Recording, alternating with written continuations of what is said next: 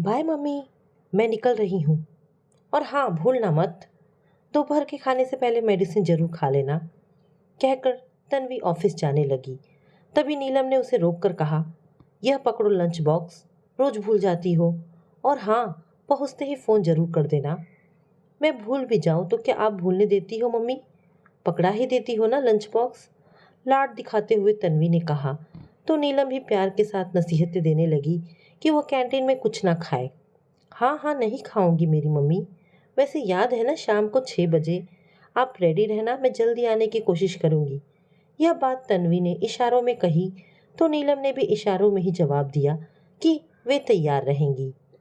क्या इशारे हो रहे हैं दोनों के बीच? नीलम और तन्वी को इशारों में बात करते देख निखिल ने कहा, देख लो पापा, जरूर यहाँ सास बहू की खिचड़ी पक रही है। निखिल की बातें सुनकर विजय जी भी हंसे बिना नहीं रह पाए। मगर निखिल तो अपनी माँ के पीछे ही पड़ गया, यह जानने के लिए कि इशारों में तन्वी ने उनसे क्या कहा। यह हम सास बहू के बीच की बात है। प्यार से बेटे का कान खींचते हुए नीलम बोली। बेचारा निखिल बिना बात को जाने ही ऑफिस चला गया। दोनों को ऑफिस भेजकर नीलम ने 2 कप चाय बना लाई और फिर शांति से विजय जी के बगल में बैठ गई। चाय पीते हुए विजय जी एकदम नीलम को देखकर मुस्कुराए जा रहे थे। इतना क्यों मुस्कुरा रहे हो? क्या गम है जिसे छिपा रहे हो? नीलम ने शायराना अंदाज में पूछा तो उनकी हंसी छूट गई। कहने लगे, मुस्कुरा इसलिए रहा हूँ कि तुम भी ना अजीब हो। अरे बता देती बेचारे को कि तुम सास बहू का क्या प्रोग्राम है। लेकिन जो भी हो, तुम सास बहू की बॉन्डिंग देखकर मन को बड़ा सुकून मिलता है। वरना तो मेरा सास बहू के झगड़े सुन सुनकर दिमाग घूम जाता है। हाल ही में मैंने न्यूज़पेपर में एक न्यूज़ पढ़ी जिसमें लिखा था कि सास से तंग आकर एक बहू ने 10वीं मंजिल से कूदकर जान दे दी। और जानती हो, पहले उसने अपने 2 साल के बच्चे को फेंका और फिर खुद कूद गई, जिससे दोनों की मौत हो गई। सच कह रहा हूँ नीलम, यह पढ़कर मेरा तो दिल बैठ गया था। विजय जी की बातें सुनकर नीलम का भी दिल दहल गया। सोचा जरा उस इंसान पर क्या बीतती होगी जिसे ना तो माँ समझ पाती है और ना पत्नी। पिसता रहता है बेचारा माँ और पत्नी के बीच। सही कह रही हैं आप। हमारे समाज में जब एक लड़की शादी के बाद अपना मायका छोड़कर, जहाँ उसने लगभग अपनी आधी जिंदगी पूरे अधिकार के साथ गुजारी होती है, ससुराल में पैर रखते ही उसके दिल में घबराहट सी होने लगती है कि यहाँ सब उसे मन से तो अपनाएंगे ना, अपने परिवार का हिस्सा समझेंगे ना। ज़्यादातर घरों में यही होता है कि बहू को आए अभी कुछ दिन हुए नहीं कि दायित्व की टोकरी उसे पकड़ा दी जाती है। उसे यह तो समझा दिया जाता है कि सास ससुर के साथ साथ ननद देवर और नाते रिश्तेदारों को भी सम्मान देना होगा। लेकिन यह नहीं समझाया जाता कि आज से यह घर उसका भी है और ससुराल में उसकी भी राय उतनी ही मायने होगी जितनी घर के बाकी सदस्यों की। क्या एक बहू का यह हक नहीं कि घर के हित के लिए जो भी निर्णय लिए जाए उसमें उसकी भी राय शामिल हो? क्यों सास को लगने लगता है कि बहू आते ही उससे उसके बेटे को छीन लेगी? अगर ऐसा ही है तो फिर ना करे वे अपने बेटे की शादी, रखे अपने आंचल में ही छिपाकर। अगर शादी के बाद बेटा अपने परिवार को कुछ बोल जाए तो सबको यही लगने लगता है कि पत्नी ने ही सिखाया होगा उसे ऐसा बोलने के लिए और यही झगड़े की जड़ है। हर बात के लिए बहू को ही जिम्मेदार ठहराया जाने लगता है और तो और उसके मायके को भी नहीं छोड़ते लोग। कहते हुए नीलम की आंखें भर आई, जो विजय जी से भी छिपी न रह पाई। वे समझ रहे थे कि आज नीलम के मन का गुब्बार निकल रहा है और वह वही सब बोल रही है जो उसके साथ हुआ है। उन्हें भी तो याद है, कभी उनकी अम्मा ने नीलम को चैन से जीने नहीं दिया। बात बात पर ताने उलाहने, गाली गलौज, यहाँ तक कि तमाचा भी चला देती थी वे नीलम पर और बेचारी रोकर रह जाती। लेकिन क्या कोई भी लड़की अपने मायके की बेइज्जती सहन कर सकती है भला? जब नीलम की सास उसके मायके के खिलाफ कुछ बोल देती तो उससे बर्दाश्त नहीं होता और वह पलटकर जवाब दे देती। यह बात उनकी अम्मा की सहन शक्ति के बाहर चली जाती। गरजते हुए कहती कि अगर फिर कभी नीलम ने कैंची की तरह जबान चलाई तो वे उसे हमेशा के लिए उसके मायके भेज देंगी, क्योंकि उनके बेटे के लिए लड़कियों की कमी नहीं है। बेचारे विजय जी भी क्या करते, खून का घूंट पीकर रह जाते, पर अपनी अम्मा से कुछ कह ना पाते। अगर कुछ बोलते तो जोरू का गुलाम कहलाते। और पहले के ज़माने में कहाँ बेटे को इतना अधिकार होता था कि वो अपनी पत्नी की तरफदारी में कुछ बोल सके।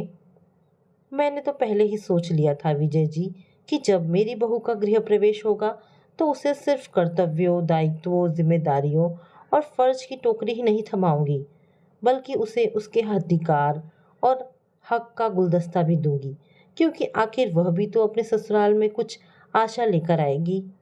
और अगर तुम्हारी बहू ही अच्छी विचारों वाली नहीं आती तब तब कैसे निभाती उससे? विजय जी ने पूछा। अपने पति की बातों पर वे हंसी और फिर कहने लगी, मैंने यह भी सोचा था कि शायद मेरी बहू मेरे मन मुताबिक न आए, लेकिन फिर भी मैं उससे निभाऊंगी। उसे इतना प्यार दूंगी कि वह भी मेरे रंग में रंग जाएगी। जानते हैं विजय जी, अगर एक औरत चाहे तो फिर चाहे वह सास हो या बहू, अपने रिश्ते को बिगाड़ भी सकती है, और चाहे तो अपनी सूझबूझ से रिश्ते को कभी न टूटने वाले पक्के धागे में पिरो कर भी रख सकती है। हर लड़की चाहती है कि वह एक अच्छी बहू बने, पर इसके लिए सास को भी तो अपनी जिम्मेदारी समझनी होगी ना। अगर घर के किसी निर्णय में बहू की सहमति न ले, उसे पराई समझे, तो वह हमें कितना अपना पाएगी? बोलिए। उफ, बातों बातों में वक्त का पता ही नहीं चला। घड़ी की तरफ देखते हुए नीलम ने कहा, आज आपको शॉप पर नहीं जाना क्या? सोच रहा हूँ आज ना जाऊं, वैसे भी लेट हो गया है और मंदी के कारण वैसे भी कस्टमर कम ही आते हैं, विजय जी ने कहा। उनका कपड़े का बिजनेस था। पर यह तो बताओ कि तुम सास बहू ने क्या प्रोग्राम बनाया है, मुझे तो बता दो, वे बोले। विजय जी के पूछने पर पहले तो नीलम झूठे सच्चे बहाने बनाने लगी, पर जब उन्होंने जोर दिया तो बोली, आज हम सास बहू पिक्चर देखने जा रही हैं। अच्छा, कौन सी? पूछते हुए विजय जी की आंखें चमक उठी। अरे, शाहिद कपूर और अमृता राव की कोई नई पिक्चर आई है ना, क्या नाम है उसका? हाँ, याद आया, विवाह। वही देखने जा रही हैं। आज आप घर पर ही हैं तो ख्याल रखना घर का। अच्छा, तो अब तुम सास बहू पिक्चर देखो और हम बाप बेटा खाना पकाए, यही कहना चाहती हो ना? हाँ, सही तो है, हंसते हुए नीलम बोली और फिर रसोई घर की तरफ बढ़ गई। अच्छा ठीक है, खाना हम बना लेंगे, पर एक कप चाय और पिला दो, विजय जी ने कहा। तो नीलम भुनभुनाई, यह कहकर कि घर में रहते हैं तो बार बार चाय बनवा कर परेशान कर देते हैं। जो भी हो, पति पत्नी अपने जीवन में बहुत खुश थे, और हो भी क्यों ना जब तन्वी जैसी बहू हो। शादी के 3 साल हो गए, पर कभी उसने नीलम को यह एहसास नहीं दिलवाया कि वह उनकी बहू है। पास पड़ोस, नाते रिश्तेदार इन दोनों के रिश्ते को देखकर आश्चर्य करते और कहते कि क्या सास बहू भी कभी ऐसे एक साथ इतने खुश रह सकती हैं? लगता ही नहीं है कि दोनों सास बहू हैं। तन्वी एक इंटरनेशनल कंपनी में अच्छे पैकेज पर नौकरी कर रही थी, और वहीं उसकी मुलाकात निखिल से हुई, जो जान पहचान के बाद दोस्ती और फिर प्यार में बदल गई। 2 साल तक बेरोक टोक उनका प्यार चलता रहा, और फिर दोनों ने परिवारों की सहमति से विवाह के बंधन में बंध गए। वैसे तो बचपन से ही तन्वी को सास नाम के प्राणी से डर लगता था, क्योंकि उसके जहन में एक हौवा सा बैठ गया था कि सास और बहू में कभी नहीं पटती, क्योंकि अपने घर में भी तो उसने आए दिन अपनी मम्मी और दादी को लड़ते झगड़ते ही देखा था। जो जो वह बड़ी होती गई, दादी और मम्मी में लड़ाइयाँ भी बढ़ती चली गई। उसे याद है, जब उसकी मम्मी दादी में झगड़ा होता और उसके पापा किसी एक की तरफदारी करते तो दूसरी का मुंह फूल जाता। हालत यह हो गई कि फिर उन्होंने बोलना ही छोड़ दिया। जब भी दोनों में झगड़ा होता, तन्वी के पापा घर से बाहर निकल जाते। सगे संबंधी और आस पड़ोस में भी तो आए दिन सास बहू के झगड़े सुनते देखते वह घबरा सी जाती। उसे याद है, जब पड़ोस की कमला चाची की बहू ने अपने शरीर पर केरोसिन छिड़क कर आग लगा दी थी, तब यह सुनकर तन्वी की आत्मा कांप उठी थी।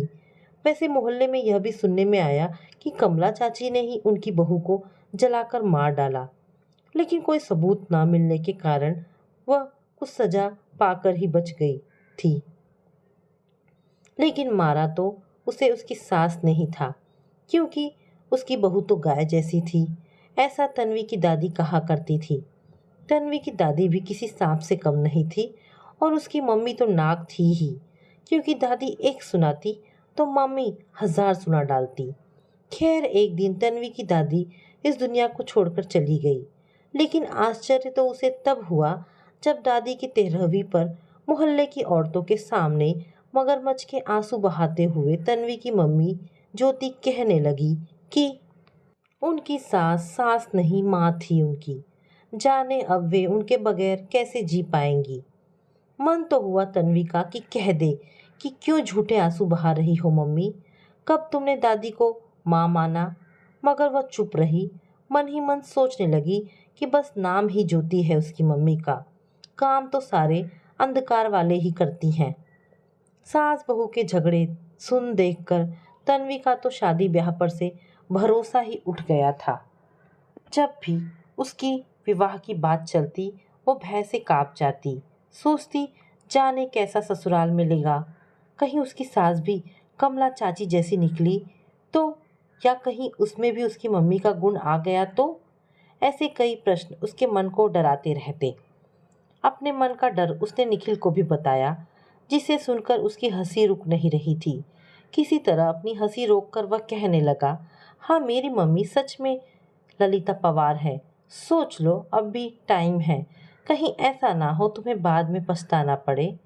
पगली, मेरी मम्मी पुराने जमाने की सास नहीं है, तुम्हें उनसे मिलने के बाद स्वयं ही पता चल जाएगा। निखिल की बातों ने उसका डर जरा कम तो कर दिया, पर पूरी तरह से खत्म नहीं हो पाया। अब भी सास को लेकर दिल के किसी कोने में डर तो था ही। विदाई के वक्त बड़े प्यार से ज्योति ने अपनी बेटी तन्वी के कान फूंकते हुए समझाया था, देख बेटी तन्वी, सास को कभी माँ समझने की भूल ना करना, क्योंकि सास चुड़ैल का दूसरा रूप होती है। देखा नहीं अपनी दादी को, माँ जी कहकर उसे सिर पर मत बैठा लेना, पैरों में तेल मालिश वालिश की तो आदत डालना ही मत, नहीं तो मरते दम तक तुमसे सेवा करवाती रहेगी। सबसे बड़ी बात, पति को अपनी मुट्ठी में रखना, और उसके कमाए पैसे को भी अपनी कमाई तो उसे छूने भी मत देना। एक बार मुंह को खून लग जाए तो आदत पड़ जाती है। समझ रही हो ना मेरे कहने का अर्थ। अपनी मम्मी की कुछ बातों को उसने आत्मसात कर लिया तो कुछ को नहीं। ससुराल में जब तन्वी ने पहला कदम रखा तो सबसे पहले उसका सामना नीलम यानी अपनी सास से ही हुआ। उनका भरा हुआ रोबीला चेहरा, लंबा चर्बी से लदा शरीर देखकर ही वह डर गई। लगा जैसा नाम है वैसा ही रूप, और जिस तरह से ये आत्मविश्वास से भरी आवाज़ में बातें करती हैं, तन्वी काँप जाती। वह समझ गई कि उसका हाल वही होने वाला है जो और बेचारी बहुओं का होता आया है। मगर हफ्ता 10 दिन में ही जान लिया तन्वी ने कि हमेशा यथा नाम गुण वाली कहावत नीलम पर कहीं से भी लागू नहीं होती। तेज तर्रार कैंची की तरह जबान और सांसों वाला रोब जरा भी नहीं था उनके पास। एक दिन जब वह अपनी मम्मी को याद कर रोने लगी तो उसकी सास नीलम ने उसे सीने से लगा लिया और कहा कि वह उसे सास नहीं माँ समझे, और जब मन हो जाकर अपनी मम्मी से मिलाए। किसी बात की रोक टोक नहीं है यहाँ उस पर, क्योंकि यह उसका भी घर है। जैसे उनके लिए उनकी बेटी है वैसे ही बहू भी। और सिर्फ कहा ही नहीं, नीलम ने करके भी दिखाया, क्योंकि तन्वी को नए माहौल में ढलने और वहाँ के लोगों की पसंद नापसंद को समझने के लिए उसे थोड़ा समय दिया। अगर तन्वी से कोई गलती हो जाती तो एक माँ की तरह बड़े प्यार से उसे सिखाने का प्रयास करती। खाना बनाने में तो नीलम ने ही तन्वी को माहिर किया था, वरना मैगी और अंडा ऑमलेट बनाने के सिवा और कहाँ कुछ उसे बनाना आता था। लेकिन कभी नीलम ने उसे इस बात के लिए ताना उलाहना नहीं दिया, बल्कि बोलने वालों का भी यह कहकर मुंह चुप करा देती कि आज की लड़कियां चांद पर पहुंच चुकी हैं। पर अफसोस है कि हमारी सोच आज भी वही की वही है। क्यों हमें बहू सर्वगुण संपन्न चाहिए? क्या हम सासे भी हैं सर्वगुण संपन्न? और यही उम्मीद हम अपनी बेटियों से क्यों नहीं लगाते? फिर क्या मजाल जो कोई तन्वी के बारे में कुछ बोल भी दे। उस दिन नीलम की बातें सुनकर दिल से तन्वी ने अपनी सास को माँ समझा और सोच लिया कि वह कैसा रिश्ता निभाएगी अपनी सास से। कभी नीलम ने यह नहीं जताया कि निखिल उनका बेटा है तो निखिल पर पहला अधिकार भी उनका ही है, और ना ही कभी तन्वी ने ऐसा जताया कि अब उसके पति पर सिर्फ उसका हक है। जब कभी बेटे बहू में किसी बात को लेकर बहस छिड़ जाती तो नीलम बहू का ही साथ देती। इससे तन्वी के मन में नीलम के प्रति और सम्मान बढ़ता गया। धीरे धीरे वह अपनी सास के और करीब आने लगी, पूरी तरह से खुलने लगी उनके साथ। कोई भी काम होता वह नीलम से पूछकर ही करती। उसका जो डर था सास को लेकर वह दूर हो चुका था। लोग कहते हैं अच्छी बहू बनना और सूरज पर जाना एक ही बात है, लेकिन अगर मैं एक अच्छी बेटी हूँ तो अच्छी बहू क्यों नहीं बन सकती? मम्मी दादी को मैंने हमेशा लड़ते झगड़ते देखा है, लेकिन गलती सिर्फ दादी की ही नहीं होती थी। मम्मी चाहती तो सास बहू के रिश्ते को संवार सकती थी, पर उन्होंने और बिगाड़ा रिश्ते को।